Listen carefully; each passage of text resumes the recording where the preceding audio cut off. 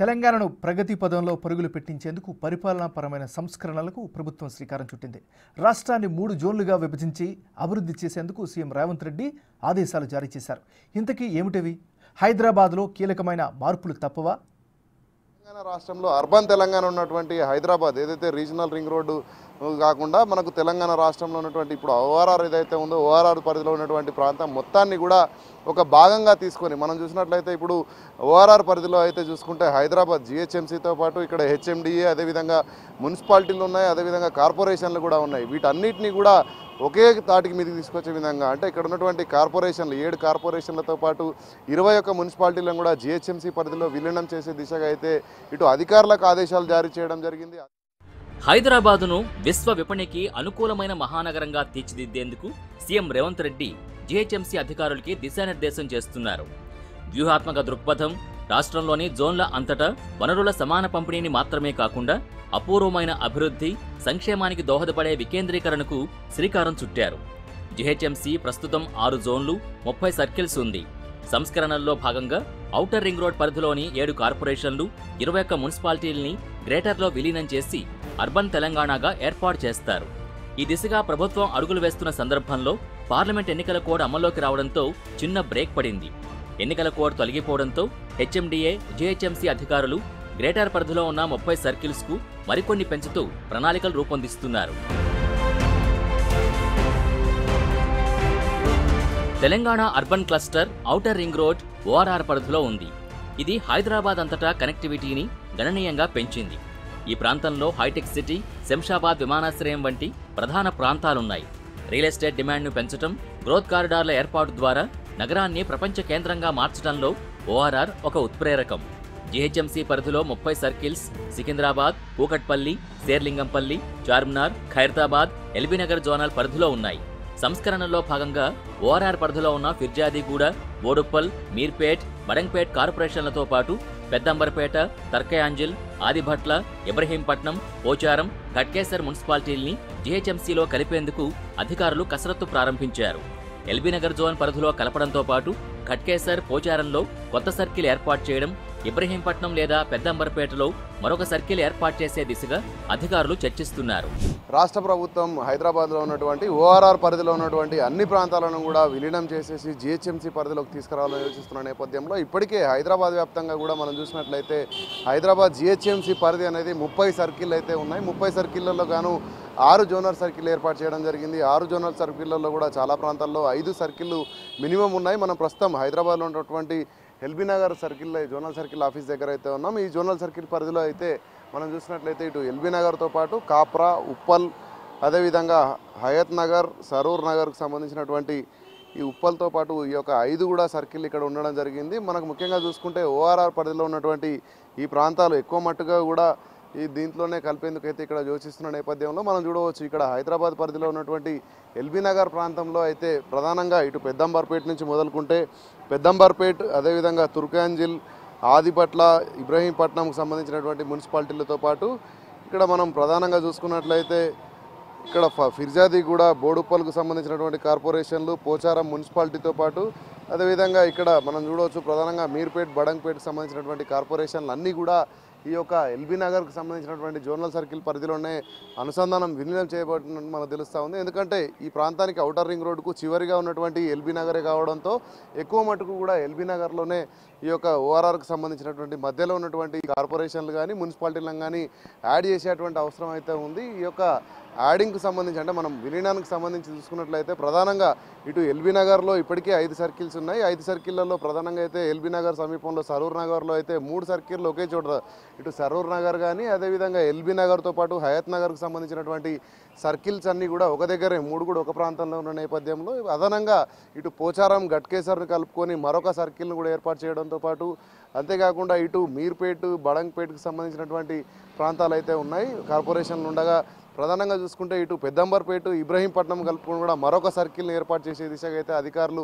చర్యలు తీసుకున్నట్టు మనకు తెలుస్తూ ఉంది. చూడవచ్చు ఎందుకంటే ఇక్కడ తెలంగాణ అర్బన్ తెలంగాణకు సంబంధించి ఓఆర్ఆర్ పరిధిలో చేరికలు అయితే ఉంటాయి. విలీనం చేసే దశలో అయితే ఇటు మున్సిపాలిటీలు కానీ కార్పొరేషన్లు కానీ కూడా ఇక్కడ ఈ యొక్క ఎల్బీనగర్ జోనల్ పరిధిలోనే ఎక్కువ మట్టుగా ఉన్నదని మనం చూడవచ్చు. ఇటు ఉప్పల్ సర్కిల్లో కూడా ఇటు ఫిర్యాజీగూడకు సంబంధించినటువంటి ఇటు కార్పొరేషన్స్ కూడా యాడ్ చేసేటువంటి అవసరం ఉంది. ఇటు ఉప్పల్లో ఫిర్యాజీగూడ కానీ అదేవిధంగా అక్కడ ఉన్నటువంటి పలు మున్సిపాలిటీలను కూడా ఇటు ఉప్పల్ సర్కిల్లో అంటే సర్కిళ్ళ వారీగా పెంచడంతో పాటు అదనంగా కూడా మరొక 2 సర్కిళ్లను కూడా నియమించేటువంటి అంటే ఏర్పాటు చేసేటువంటి అవకాశం ఉంటుంది. మొత్తంగా చూసుకుంటే ఈ యొక్క విలీన దశ ఏదైతే ఉందో ఇక్కడ రాష్ట్ర ముఖ్యమంత్రి ఆదేశాలు రేవంత్ రెడ్డి ఆదేశాల మేరకు అయితే ఇప్పటికే అధికారులు దీనికి సంబంధించి రెవెన్యూ శాఖ కానీ ఇటు హైదరాబాద్ జిహెచ్ఎంసీ హెచ్ఎండి అధికారులు కూడా దీనికి సంబంధించినటువంటి ప్రతిపాదనలు అయితే రూపొందిస్తున్నారు. దీనికి సంబంధించి మనం ప్రధానంగా చూసుకుంటే 6 జోనల్ సర్కిళ్ల పరిధిలో అయితే అత్యధిక ప్రాంతం కానీ అత్యధికంగా ఉన్నటువంటి మున్సిపాలిటీలు కానీ ఇటు కార్పొరేషన్లు కూడా మనం హైదరాబాద్ వ్యాప్తంగా చూస్తే 7 కార్పొరేషన్లు ఉన్న నేపథ్యంలో 4 కార్పొరేషన్లు కూడా ఈ జోనల్ సర్కిల్లోనే విలీనం చేయాల్సినటువంటి అవసరం అయితే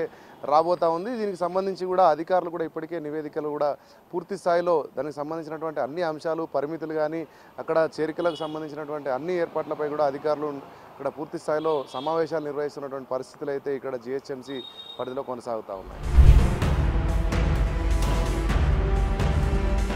గ్రేటర్లో విలీనం చేసేందుకు ప్రభుత్వం సమాలోచన చేస్తున్న ఫిర్యాదిగూడ, బోడుప్పల్, మీర్పేట్, బడంగపేట నగరపాలక సంస్థలకు అర్బన్ తెలంగాణ నిర్ణయంతో మహర్దశ రానుంది.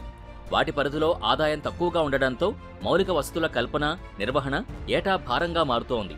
జీహెచ్ఎంసీలో విలీనం చేస్తే అన్ని రకాల వసతులతో పాటు అభివృద్ధి పరుగులు పెట్టడం ఖాయం. వీధి దీపాల నిర్వహణ, మౌలిక సదుపాయాల కల్పన, పారిశుద్ధ్య సమస్యల పరిష్కారం, సుందరీకరణ ఇలా ఎన్నో రకాల అభివృద్ధి పనులకు అవకాశం ఉంటుందని ప్రజలు సంతోషం వ్యక్తం చేస్తున్నారు. సాంప్రదాయంతో ఆధునికతను సమతుల్యం చేసేందుకు కృషి చేస్తున్న సీఎం రేవంత్ రెడ్డి విజన్ని వారు అభినందిస్తున్నారు. తెలంగాణలో ప్రతి జోన్ ప్రత్యేక అవసరాల్ని అర్థం చేసుకోవడం, సదుపాయాలు కల్పించడం కొత్త సంస్కరణల ప్రధాన ఉద్దేశం. ఇది పట్టణ కేంద్రాలు, గ్రామీణ ప్రాంతాల సమగ్ర అభివృద్ధి వ్యూహాలకు ప్రయోజనం చేకూరుస్తుంది.